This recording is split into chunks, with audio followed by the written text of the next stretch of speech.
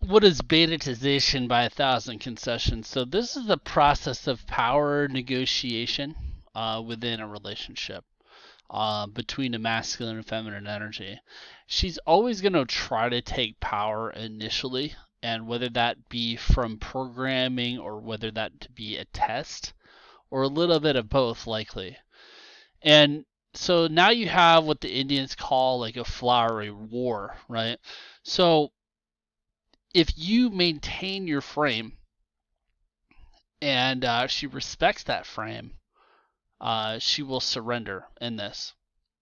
So the reality is, and women have a hard time viewing context. They just feel, act as they feel in the moment, right? So with awareness of the context, it'll allow you to act differently for both sexes. So it's ultimately a surrender. So at the moment she feels like she's losing, but at the end she wins, right? So this is surrender to the king, honorable masculine, lose the peasant self, gain the queen. So surrender to the king, became the queen. But that surrender to the king doesn't necessarily feel good if you're used to operating autonomy or you're told that you're a boss babe, you can do anything else, blah, blah, blah, blah, whatever. All right. So let's consider the different paths, right? So this is the more conservative path. This is the more liberal path.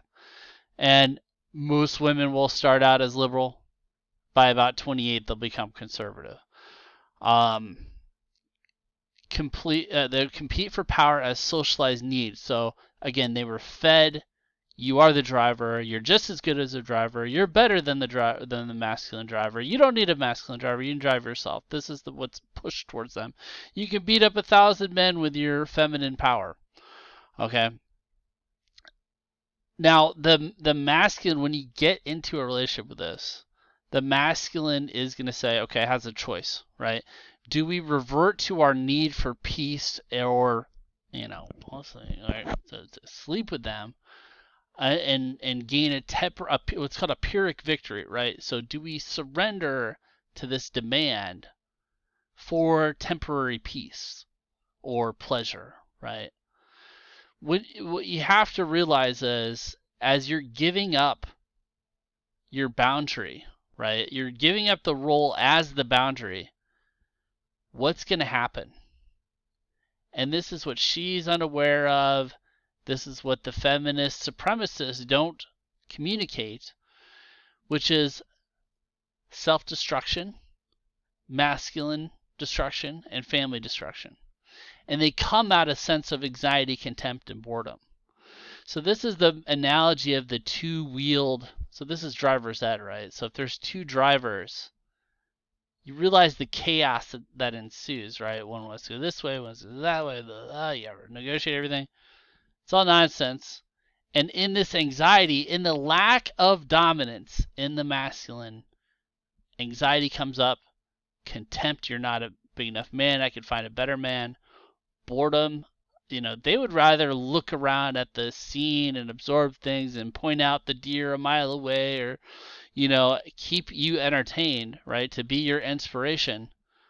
Then to actually be the one driving, having the bearing the burden, the responsibility, having the moment by moment decision making, that focus, right? That's a more masculine trait. She would rather lean on your masculine. If she needs to take over temporarily, she can. But her preference is here. Even though the demand may, hey, I want to drive, it's okay, you can sleep, whatever you want to do.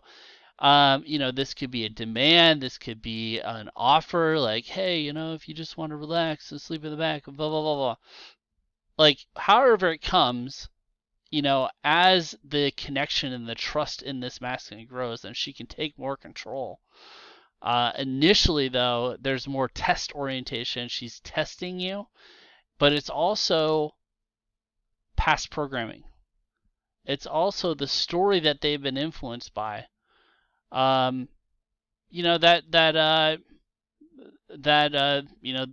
other polarity isn't needed.